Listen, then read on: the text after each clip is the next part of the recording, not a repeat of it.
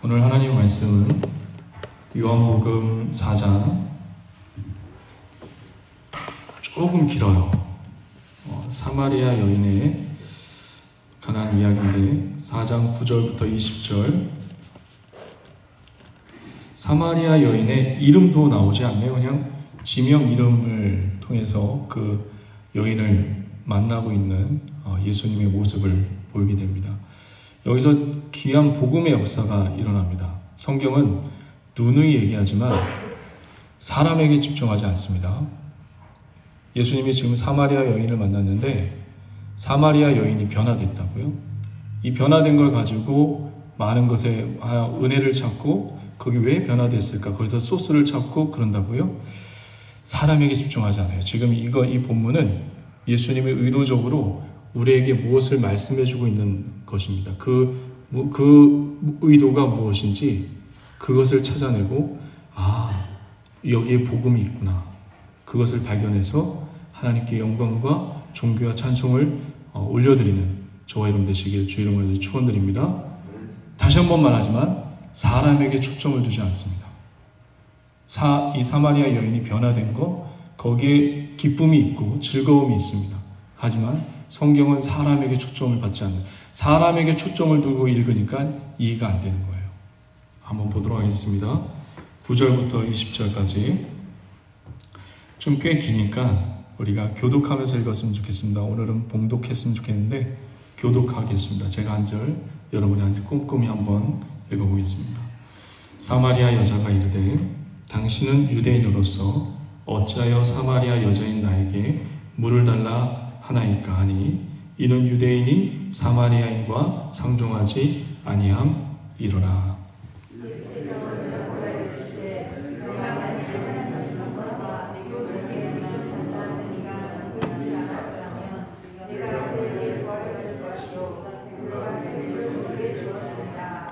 여자가 이르되 주여 물 길른 그릇도 없고 이 우물을 깊은데 어디서 당신이 그 생수를 얻겠사옵나이까.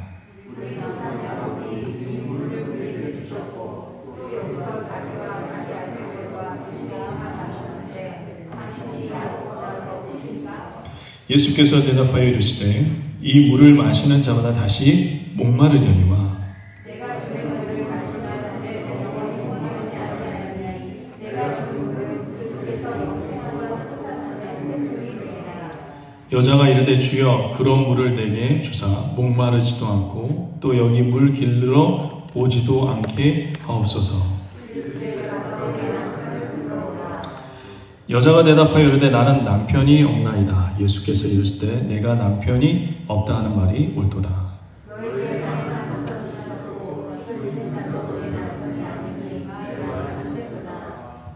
여자가 이르되 주여 내가 보니 선지자로소이다.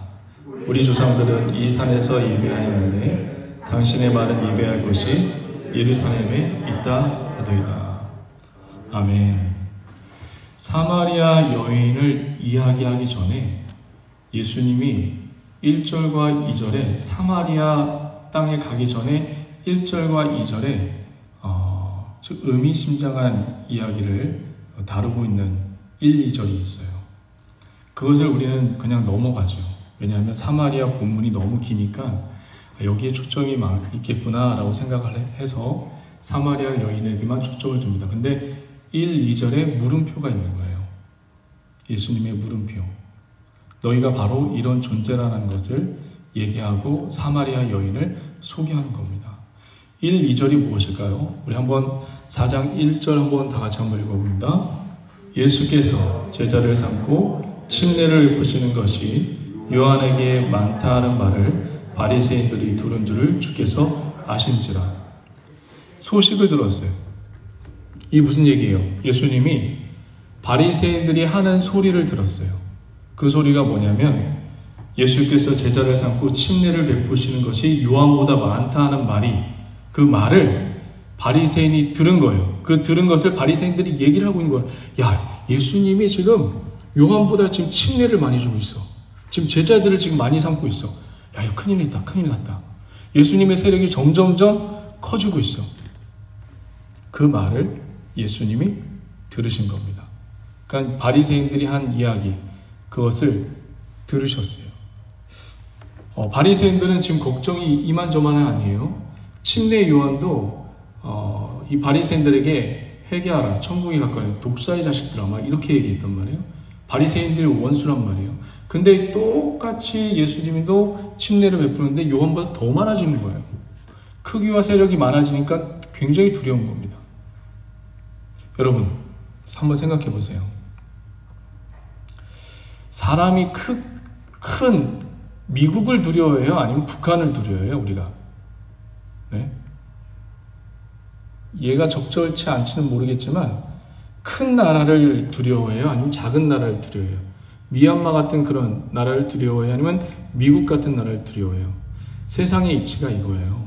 세상의 이치가 크고 숫자에 굉장히 두려움을 느끼고 거기에 정치인들이 표를 얻으려고 많은 일들을 하고 있는 게 오늘날의 현실 아닙니까? 맞죠? 그렇죠. 이 바리새인도 똑같이 예수님이 침례를 주니까 제자들이 점점 많아지는 거예요. 여기에 두려움을 느낀 거예요. 숫자가 많아지면 우리가 대적할 수가 없으니까 거기에 두려움을 느낀 나머지 지금 바리새인들이 작당 모의를 하고 있는 것을 예수님이 들으신 겁니다. 예수님은 어떤 분이세요? 예수님은 숫자를 크게 하기 위해서, 그리고 사람들을 많이 모이게 하기 위해서 이 땅에 오셨나요? 예수님이 왜 오셨어요? 예수님은 이 땅에 저와 여러분들을 구원하기 위해 오셨다고. 지금 바리새인들이 지금 무엇에 지금 잡혀 있죠? 오해와 편견에 지금 사로잡혀 있는 겁니다. 그것을 지금 예수님이 들으신 거예요. 듣고 계시는 거예요. 자, 2절은 무슨 내용이냐면 2절 한번 다 같이 한번 읽어보겠습니다. 예수께서 친히 침례를 베푸신 것이 아니요 제자들이 베푼 것이라. 왜 제자들이 베풀었다는 것을 이야기를 할까요? 본인이 베풀지 않은 게 뭐가 그렇게 중요하다고? 예수님 침례를 베푼 적이 없어요. 제자들이 베푼 거예요. 왜 2절에서 이 얘기를 하고 있을까요? 예수님이 침례를 베푼 게 아니라 제자들이 베풀었다는 것을 왜 얘기했을까요? 사람들은 지금 요한은 지금 옥에 갇혀져 있다고요. 헤롯에 의해서 옥에 갇혀져 있어요. 헤롯의 그 죄를 이야기했죠. 그렇죠. 죄가 뭐예요? 헤롯의 죄가 자기 동생의 아내를 취한 죄죠. 자기 동생의 아내를 취했다고, 헤로디아를 취했다고요. 그거를 용감하게 얘기했던 자가 침례 요한이에요. 그래서 침례 요한은 지금 옥에 갇혀져 있어요. 근데 많은 사람들이, 바리새인이고 모든 사람들이 예수를 메시아라고 생각하지 않고 침례를 주니까 요한의 그 다음 제자구나, 요한의 다음 추종자구나 라는 그런 인식과 편협된 생각과 오해를 갖고 있었던 것입니다. 세상은 예수님에 대해서, 우리 그리스도인에 대해서 오해를 합니다. 괜찮아요. 목사에 대해서, 권사님에서, 장로님에서, 성도에 대해서 오해하는 거 괜찮아요. 예수님에 대해서 잘못된 생각을 지금 가지고 있는 게 오늘 1, 2절의 말씀이고, 이것을 끝내고 어디로 가죠? 사마리아 땅으로 가는 내용이 오늘 내용입니다. 그러니까 전제된 게 무슨 사건이에요? 사마리아 여인을 고쳐주기 전에 인간의 오해와 편협과 선입견을 가지고 있었던 이 인간들을 보여주고 사마리아 땅에 가서 사마리아 여인을 지금 고쳐주고 있는 거예요. 무엇을 얘기하고 있는 걸까요? 예수님께서 지금 우리들의 모습이 바로 이와 같은 모습이라는 것을 보여주는 거예요. 메시아가 왔는데, 예수님이 오셨는데 편협해요. 오해해요. 이런 존재가 바로 우리 같은 존재, 우리의 존재예요. 우리는 늘 한마디로 얘기하면 죄인 덩어리라는 거예요. 오늘 제목이 나는 죄인입니다 라는 제목이에요. 나는 죄인이에요. 너희는 죄인이다라는 것을 지금 말씀해주고 해결책이 없어요. 그 해결책을 사마리아의 땅에 가서 지금 해결하고 있는 모습을 보여주고 있는 것입니다. 왜 근데 유독 사마리아 땅일까요? 한번 사진을 한번 보여드릴게요. 유대가 맨 밑에 있다면 사마리아 땅은 중간에 있어요. 그리고 갈릴리 땅, 예수님이 태어난 나사렛 갈릴리는 맨 위에 있어요. 이 사마리아 땅을 통과해야 돼요. 통과하면 되죠. 그냥 가면 되죠. 근데 유대인들은 사마리아 땅을 통과하지 않았다고요. 근데 의도적으로 예수님이 사마리아 땅을 가고 있습니다. 무엇을 우리에게 보여주고 우리에게 무엇을 가르쳐주기 위해서 지금 사마리아 땅을 가고 있을까요? 오해와 편협함과 그런 선입견에 사로잡힌 사람들, 이 죄인 덩어리에게 가르쳐주기 위해서 지금 의도적으로 예수님은 사마리아 땅으로 지금 가고 있는 겁니다. 자, 한번 사마리아의 역사를 살짝 한번 살펴볼까요? 솔로몬 이후에 나라가 두 동강이 나요. 남과 북. 열왕기상을 읽을 때 이스라엘이라고 나오면 전체 이스라엘이구나 하고 생각하시면 안 돼요. 그때 이스라엘은 북쪽 이스라엘 얘기하고 유다는 남쪽 유다를 얘기합니다. 그러니까 솔로몬 이후에 북과 남이 나눠져 있어요. 우리나라처럼 지금 처지가 똑같아요. 북쪽 이스라엘과 남쪽 유다가 솔로몬 이후에 이렇게 살고 있다가 어디가 먼저 멸망당하죠? 남쪽이 먼저 멸망당할까요? 아니면 북쪽이 먼저 멸망을 당할까요? 성경에 보면 북쪽이 722년, 주전 722년에 북쪽이 먼저 멸망을 해요. 북이스라엘이 먼저 멸망을 해요. 어느 나라에 멸망을 하냐면 아수르라는 민족에게 멸망을 당해요. 그런데 멸망당하는 것까지는 좋아요. 왜 멸망을 당했냐면 유다보다 먼저 왜 멸망을 당했냐면 죄가 많아서 그래요. 죄가 많아서 멸망을 먼저 당한 것뿐이에요. 죄가 가득 찼기 때문에 이 북이스라엘이 먼저 멸망을 당해요. 근데 문제는 멸망당하는 것까지는 좋아요. 멸망당하는 것까지는 좋은데 이 아수르가 점령한 이 점령자의 정책이 뭐였냐면 이들이 점령하는 곳마다 늘 반란이 일어났어요. 반역이 일어났어요. 그래서 이 아수르의 정책이 뭐냐면 반란과 반역을 일으키지 못하도록 피를 섞어버려요. 쉽게 얘기하면 우리나라가 반란을 못하도록 우리나라 사람들을 저 싱가포르나 저 타지키스탄이나 저 우즈베키스탄으로 이동하는 거예요. 그리고 우즈베키스탄인 사람들을 우리 땅으로 이주하고 그래서 피를 섞어버려요. 그게 문제가 되었던 거예요. 그래서 유대인들이 그 모습을 보고 아수르가 침공하고 불쌍히 여겨야 되잖아요. 형제가 그렇게 당했는데 불쌍히 여기고 긍휼한 마음이 없어요. 유다 사람들이 혈통이 바뀌어버린 거예요. 피가 섞여버린 거예요. 혼혈족이 돼버린 거예요. 그래서 유대인들이 그때부터 지금까지 사마리아라고 죄인 취급한 것입니다. 지금 예수님은 죄악으로 무너진 땅을 제일 먼저 지금 들어가고 있고 유대인들이 죄인 취급하는 그 땅을 제일 먼저 들어가고 있습니다. 치료하러 들어갈까요? 치료하러 들어간 것 같아요? 아니면 무엇인 것 같아요? 이 사마리아 여인과 예수님의 대화 속에서 여러분 중요한 초점 하나 찾으셔야 돼요. 그게 뭐냐면 5절 한번 다 같이 한번 보겠습니다. 5절 6절 다 같이 한번 읽어봅니다. 시작.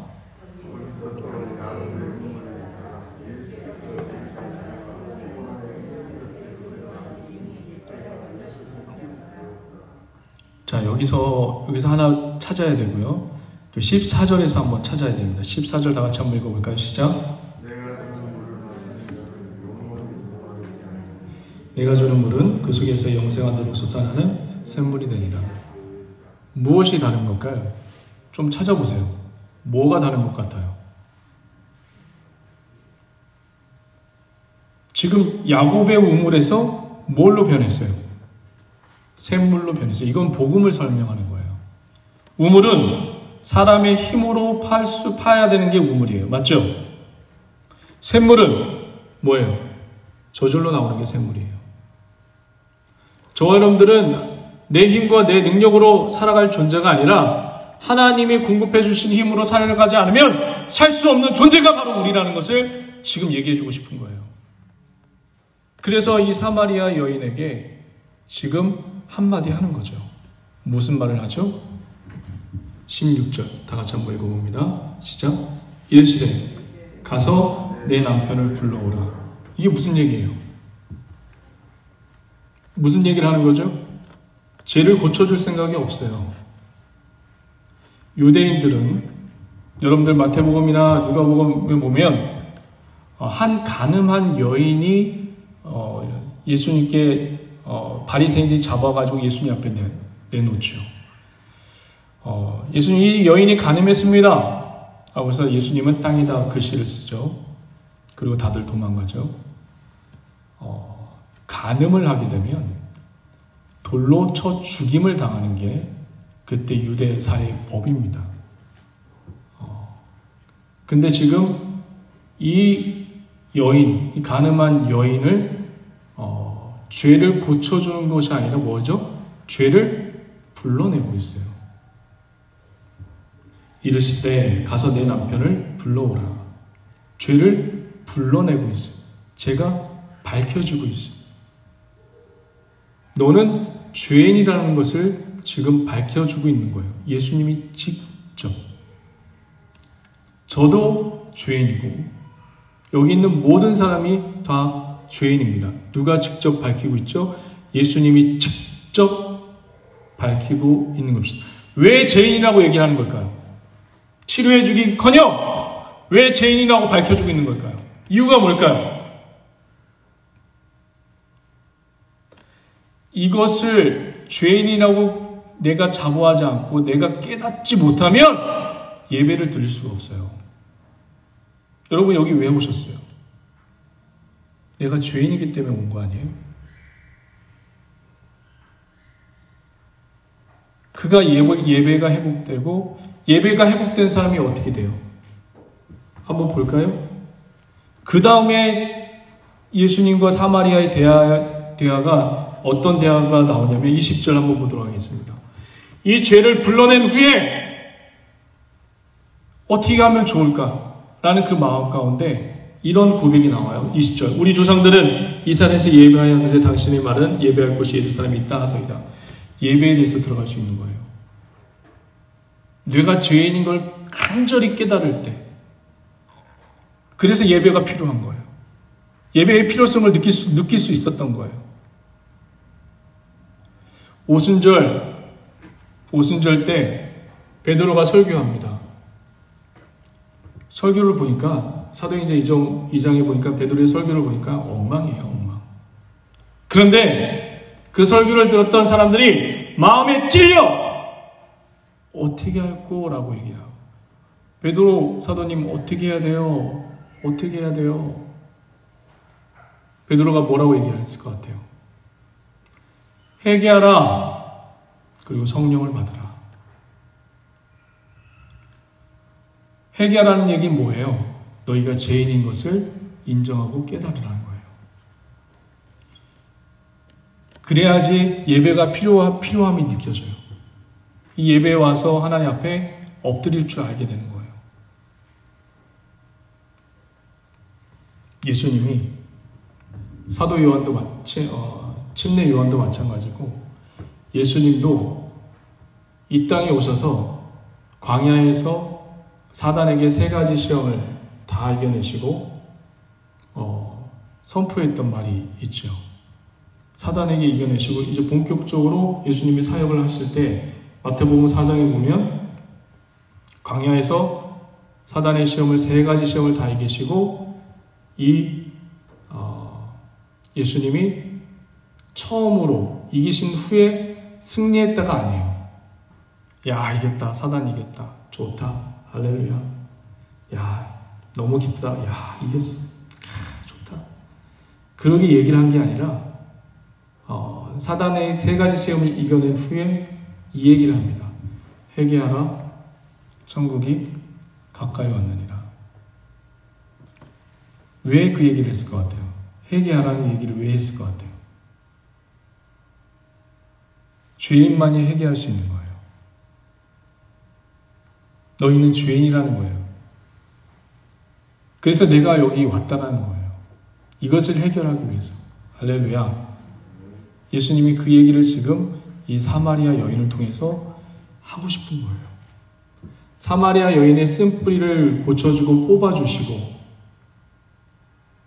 이것도 좋은 거죠. 좋은 설교죠. 이 사마리아 여인을 회복시켜주고 온전하게 살 수 있는 게 회복시켜주고, 그런데 희한하게 성경은 사람에게 집중하지 않는다는 거예요. 이 여인이 예배에 대해서 회복되고 나서 그 다음에 어떻게 변화되었냐면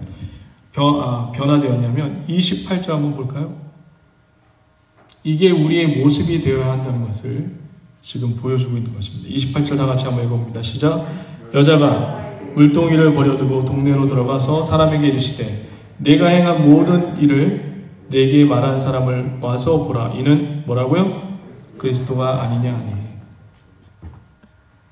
죄인인 것을 깨닫고, 그래서 예배가 절실히 필요하고, 그래서 예배 때 은혜를 받은 사람이 주의 복음을 전하고 있는, 그리스도를 전하고 있는, 내가 변화된 걸 전한 거예요? 무엇을 전한 거예요? 그렇죠. 그리스도를 전한 거예요. 이게 놀라운 복음의 능력입니다. 우리 많은 사람들이 여기에 사람에 집중하기 때문에 이것을, 이 본질을 흐려버릴 수가 있어요. 지금 이것도, 지금 예수님이 구구절절 너희 능력으로 살 수가 없어. 너희는 죄인이야. 그것을 깨달아야 돼. 라는 것을 계속해서 지금 계속해서 1장, 2장, 3장, 4장을 통해서 계속해서 우리에게 얘기해주고 있는 겁니다. 오늘도 이 귀한 복음에 하나님 앞에 엎드려져서 하나님, 내가 어찌해야 합니까? 어찌해야 합니까? 이런 물음이 터져 나와야 돼요. 하나님, 내가 어찌해야 합니까? 그래서 저와 여러분들 회개하고 성령의 충만을 받아서 예수 그리스도를 전하는 저와 여러분들 되시길 주의 이름으로 간절히 축원드립니다. 기도하시겠습니다. 하나님 감사합니다. 우리 귀하고된 믿음의 자녀들을 오늘도 불러주셔서 하나님의 크신 은혜와 자비하심으로 인도하여 주시고 오직 주님만을 의지하며 바라보고 나가는 귀하고된 믿음의 자녀들에게 도와주시옵소서. 흑암과 저주의 것을 예수의 이름으로 멸하여 주옵시고 오늘도 주님과 동행하며 나가는 귀하고된 믿음의 자녀들에게 도와주시고 오늘도 우리 귀하고된 믿음의 성도들 한 분 한 분 성령으로 충만케 하셔서 주님만을 또 의지하며 나가는 귀하고된 믿음의 자녀들에게 도와주시옵소서. 주님 감사드리며 예수님의 이름으로 축복하며 기도드립니다. 아멘.